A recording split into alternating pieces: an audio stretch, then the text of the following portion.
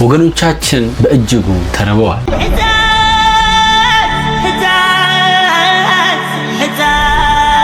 ቲክቶከሮቻችንስ እውነት ሊረዷቸው ነው ወይስ እርስ በርስ እየተፎካከሩ? ሄጄ ሮጬ እዛ ሄጄ ምን አመጣለሁ እዛ? ገባቸው አይደለ? ሰው ለማጉረስ ብቻ እንደዚህ ለማጉረስ አይደለም እየሄድኩ ያለሁት። በሚሊዮኖች የሚቆጠር ዶላርን በሎተሪ ያሸነፈው ጃማይካዊ ያደረገው አስገራሚ ድርጊት እውነት ፍራቻ ነው ወይስ ብልህነት? የተቆረጠውን እጅ ፊልም በሚመስል ሁኔታ ወደ ነበረበት የገጠሙት ኢትዮጵያውያን ዶክተሮች አስገራሚ ድርጊት በዚህ ሳምንት የሰማናቸው አስገራሚ ዜናዎች ናቸው። እነዚህን በጥልቀት እናያቸዋለን። ለቻናላችን አዲስ የሆናችሁ ሰብስክራይብ በማድረግ ቤተሰብ ይሁኑ። ናሆታ ቲዩ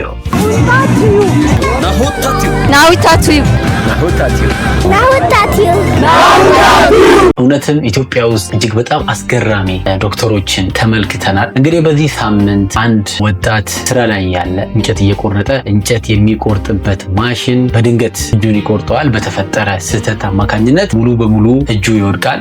ወደ እንደዚህ ማለት እንጨት እነሱ ሲከቱ አላማቻላቸው ለማስማማት ሞክር ክብረም ሲሉ ከዛ ከታች ብድግ አድርጌ ለማስማማት በግራ እጄ ነበረ ብድግ ሳረገው ኤሌክትሪክ ኮኔክት ማለት ከዛ እዛው ላይ አስገባኝ።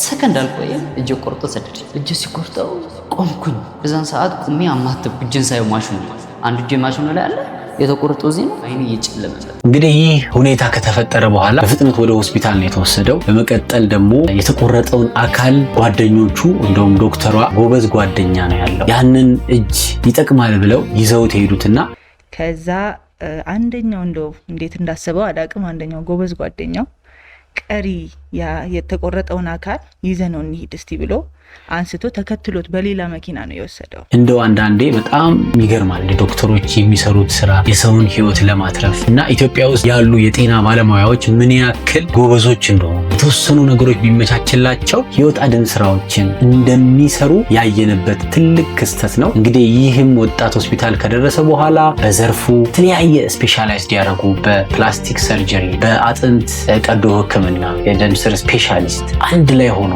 የዚህ ልጅ እጁን ከመቆረጥ ለማትረፍ ያደረጉት ጥረት እውነት እጅግ በጣም ከፊልም በላይ በቃ ፊልም የሚመስል ታሪክ ነበረ። ትልቁ ነገር አፕሪሼት ያደረጉት ዶክተሮቹ ኢትዮጵያ ውስጥ ሙያተኞች አሉ። በደንብ ሙያዋል የሌለው ነገር ቁሳቁስ እና ሰው ብዙ ግንዛቤ ነው። ለምን አደጋ ከተፈጠረ በኋላ ቶሎ ወደ ትክክለኛው የጤና ተቋም መምጣት የሚችል ከሆነ የመዳን ቻንሱ እጅግ በጣም ከፍተኛ ነውና ባለሙያ ኦልሬዲ ባለፉት ጥቂት ዓመታት ኢትዮጵያ ውስጥ ብቁ ባለሙያዎች ማፍራት ተችሏል። ግን በተለያዩ ምክንያቶች ዝም ብሎ ባለሙያ ስላለ ብቻ ልትሰሩ አትችልም። አንዱ እኔ እንደ ትልቅ ነገር ማየው ይሄን ኢትስ ስቴትመንት ማለት ካፓሲቲያችን አቅማችን እየገነባ እንደመጣን ያመለክታል። በአስቸኳይ ወደ ጤና ተቋም መድረስ ከዛ በኋላም ደግሞ እጁን የተቆረጠውን እጅ በበረዶ በሚገባ ደረጃ ይዞ በሰዓቱ መድረስ ከዛም የኛ ቲም ደግሞ በሙሉ ተሟልቶ ይሄ ትልቅ ስቴትመንት ነው። ባይተው ቼን ነው።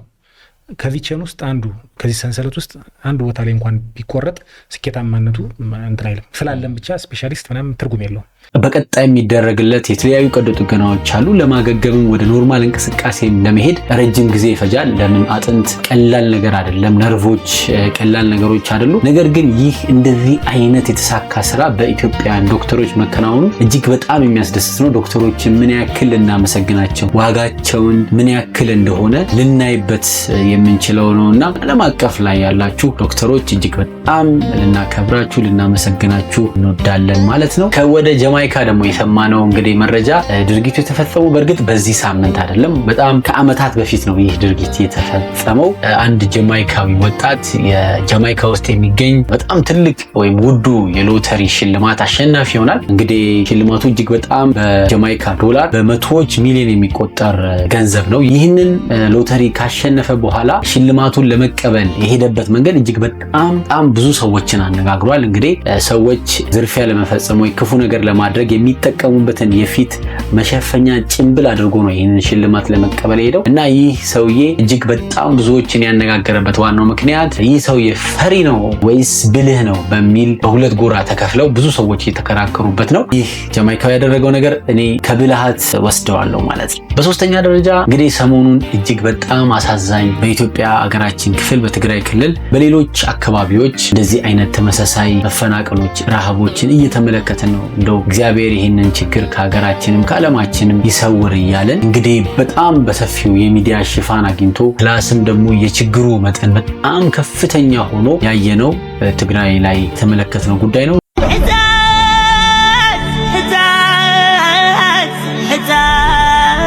ሰውን የማዳን አደጋ እያለ በተለያዩ ሶሻል ሚዲያዎች ሰው ከአደጋው በላይ ቲክቶከሮችን እንቅስቃሴ ትኩረት አድርገው እያወሩ ይገኛሉ። መወራት ያለበት የአደጋው እንዴት አድርገን መፍታት አለብን፣ እንዴት አድርገን ወገኖቻችንን ከዚህ ችግር ማውጣት አለብን የሚለው ዋናው ቁም ነገር ያ ሆኖ እያለ አብዛኛው ተመልካች ግን ቲክቶከሮች ያደረጉትን እንቅስቃሴ በመገምገም በመፍረድ በመመዘን ላይ ተጠምደዋል ማለት ነው። ይህ ነገር እጅግ በጣም አሳፋሪ እጅግ በጣም አሳዛኝ ነገር ነው። ለምን ሚስተር ኤ የሄደበት መንገድ አሪፍ ነው፣ ሚስተር ቢ ለእይታ ነው ለፎቶ ነው፣ ለምንም ሊሄዱ ይችላል። አንድ ውሃ ቀብሎ በቦታው መጥቶ አጽናንቶ ያንን ፎቶ ተነስቶ መምጣቱ ሌላኛው ስለዛ ቦታ የማያውቀውን የተሻለ መረጃ የተሻለ አረዳድ እንዲፈጥር ነውና ቀድሞ የሄዱትም ዘግይተው የሄዱትም ሁሉም ሰው በሚችለው አቅም ባለው ነገር በሚዲያም ያለው ሚዲያ የተናገረ ገንዘብ ያለው በተለያየ መንገድ ልብስ ያለውን ያደረገ ሁሉ ትክክለኛ ድርጊት ነው።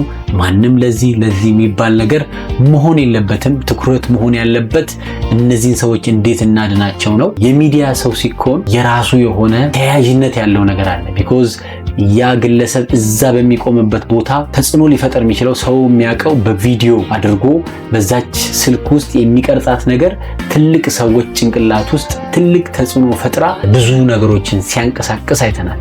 ለምሳሌ በአንድ ወቅት አንድ እውቅ ፎቶግራፈር አንድን ልጅ ሊሞት እያጣጠረ ያለ ቁራው ደግሞ እስኪሞት ሊበላው እየጠበቀው ያችን ሞመንት ፎቶ ካፕቸር ያደርጋል። አብዛኛው ሰው ይህንን ፎቶግራፈር ተቃውሞታል። ፎቶ የሚያነሳ ይልቅ ይሄን ልጅ ለምን አንድ ውሃ ቢያጠጣው የሆነ የሚድንበትን ነገር ቢያመቻች ብሎ ነበር። ነገር ግን ይሄንን ፎቶ በተለያዩ ሚዲያዎች በተለያዩ ጋዜጣዎች ላይ ከለቀቀው በኋላ የዓለም ሰው ተረባርቦ ለነዛ ሰዎች ደርሶላቸዋል ማለት ነው። ስለዚህ አንዳንዴ እንደነዚህ አይነት ነገሮች ሰዎች ዘንድ የሚፈጥሩት ነገር ቀላል አይደለም። ፎቶዎች ያለውን የችግር መጠን የሚያሳዩበት መንገድ ሰዎች እኛ የምንነካበት የተለያዩ ሰዎች የሚነኩበት መንገድ ይለያያል እና እንዲህ አድርገን በመልካም አንግል ብቻ በመልካም ነገር ብናየው ጥሩ ነው ማለት ነው።